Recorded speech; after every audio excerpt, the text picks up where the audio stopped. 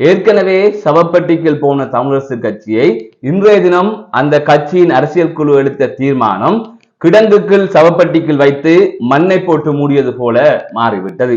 இன்றைய தினம் தமிழரசு கட்சியின் தேசிய பட்டியல் யாருக்கு வழங்கப்படுவது என்கின்ற முடிவு எடுக்கப்பட்டிருக்கிறது.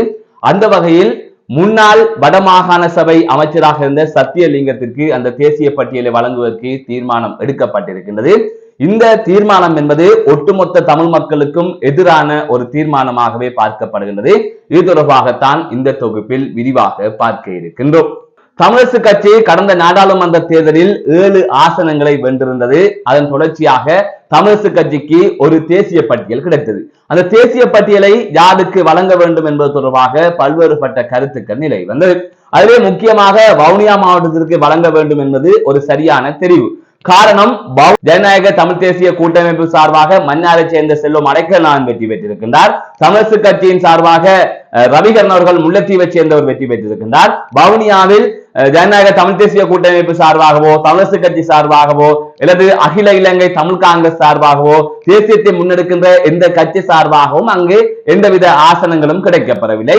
அதனால் வடக்கு கிழக்கில் தமிழ் தேசியம் கட்சி சார்ந்து எந்த பிரதிநிதியும் இல்லாத ஒரு மாவட்டமாக வவுனியா மாவட்டம் இருந்தது. வவுனியா மாவட்டத்துக்கு வழங்க வேண்டும் என்கின்ற கருத்து நிலை வந்தது. அதைத்தான் நானுமே வலியுறுத்தி இருந்தேன்.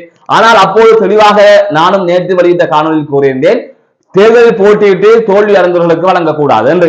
அதை சுமந்திரனும் ஏற்கனவே சொன்ன கருத்து தான். தேர்தலில் மக்களால் நிராகரிக்கப்பட்டவருக்கு தேசிய பட்டியல் வழங்கக்கூடாது என்கிற நிலைப்பாடு ஏற்கனவே சுமந்திரன் அவர்கள் எடுத்த நிலைப்பாடு தான். ஆனால் இன்றைய தினம் வவுனியாவில் தமிழரசு கட்சியின் அரசியல் குழு கூடி இந்த தேசிய பட்டியலை யாருக்கு வழங்குவது என்பது தொடர்பாக தீர்மானம் ஒன்று எடுக்கப்பட்டிருக்கிறது. இந்த தீர்மானத்தின் போது வாத பிரதிவாதங்கள் இடம்பெற்றிருக்கிறது. பலர் சத்தியலிங்கத்திற்கு வழங்க வேண்டாம் என்று எதிர்ப்பும் தெரிவித்திருக்கிறார்கள். ஆனால் அனைவருக்குமே தெரியும், சுமந்திரன் ஒரு முடிவு எடுத்து விட்டால் அது தலைகீழாக ஆறு என்றாலும் அதைத்தான் நடைமுறைப்படுத்தக்கூடிய வாய்ப்புகள் இருக்கின்றது என்பது அனைவருக்குமே தெரிந்தபடி, அந்த வகையில் தான் சுமந்திரனின் விசுவாசியாக சுமந்திரனின் கையாளாக பார்க்கப்படுகின்ற சத்தியலிங்கத்திற்கு அந்த தேசிய பட்டியலை வழங்குவது தொடர்பாக தீர்மானம் எடுக்கப்பட்டிருக்கின்றது. இந்த சத்தியலிங்கம் வன்னி தேர்தல் மாவட்டத்திலே கடந்த நாடாளுமன்ற தேர்தலிலே போட்டியிட்டவர். தமிழரசு கட்சியில் போட்டியிட்டு 5வது இடத்தினை பெற்றிருக்கின்றார். 4033 வாக்குகளை அவர் பெற்றிருக்கின்றார். ஆகவே இவ்வாறு மக்களால் வெறுக்கப்பட்ட ஒருவருக்கு தேசிய பட்டியல் கொடுக்கப்பட்டிருக்கின்றது. அதை தாண்டி கடந்த காலத்தில் வடக்கு மாகாண சபையிலே அமைச்சராக இருந்த போது அவர் மீது ஏராளமான குற்றச்சாட்டுகள் முன்வைக்கப்பட்டது. தமிழ் மக்கள் அவரை வெறுத்தார்கள். முக்கியமாக வவுனியாவில் அவரை வெறுத்தார்கள். அவரது ஊர்க்காரர் உறவினர்களை அவருக்கு வாக்களிக்கவில்லை. அப்படியாப்பட்ட ஒருவருக்கு இந்த தேசிய பட்டியலை வழங்குவது தொடர்பாக தீர்மானம் எடுக்கப்பட்டிருக்கின்றது. இது தமிழர்களின் நிலைப்பாட்டுக்கு எண்ணத்திற்கு மாறான ஒரு தீர்மானமாகவே பார்க்கப்படுகின்றது. இதனால் தமிழரசு கட்சி இன்னுமே பின்னடைவை நோக்கி செல்வதற்கான வாய்ப்பு தான் இருக்கின்றது.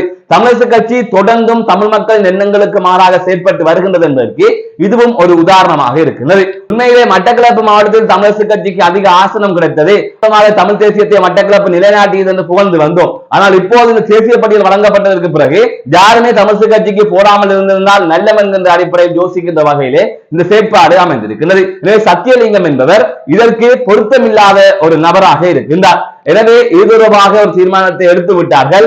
இனி இந்த தமிழரசு கட்சியை தமிழர்கள் புறக்கணிப்பதை தவிர வேறு எந்த வழியுமே இல்லை. இவர்கள் மீண்டும் இணைய வேண்டும் என்றெல்லாம் நினைத்திருந்தோம். ஆனால் இனி இணையாமல் இவர்களை இல்லாமல் ஆக்குவதுதான் சரியான ஒரு விடயம் என்பதை இது வலியுறுத்தி இருக்கிறது. அதனை கடந்த ஒரு கட்சியை நல்ல முறையில் வழிநடத்தி செல்லக்கூடிய வகையிலே ஒருவரை ஒவ்வொரு தலைவர்களும் இனங்காட்டி விட்டு செல்ல வேண்டும். ஆனால் சுமந்திரன் தன்னை போல ஒருவரை, அதாவது இந்த தமிழரசு கட்சியை நாசமாக்குகின்ற வகையில் ஒருவரையே அடுத்த தலைமுறைக்கு உருவாக்க பார்க்கின்றார். அவர்தான் சத்தியலிங்கம். அதற்காகத்தான் இந்த தேசிய பட்டியல். சுமந்திரனுக்கு விசுவாசமாக இருந்தால்தான் இந்த தமிழரசு கட்சிக்குள்ளே பிழைப்பு நடத்தலாம் என்பதை மீண்டும் உறுதிப்படுத்தி இருக்கின்றது இந்த தேசிய பட்டியல் தெரிவு. மீண்டும் ஒரு காணொலி சந்திக்கின்றேன். நான் நடராஜ் அஜயகாந்த்.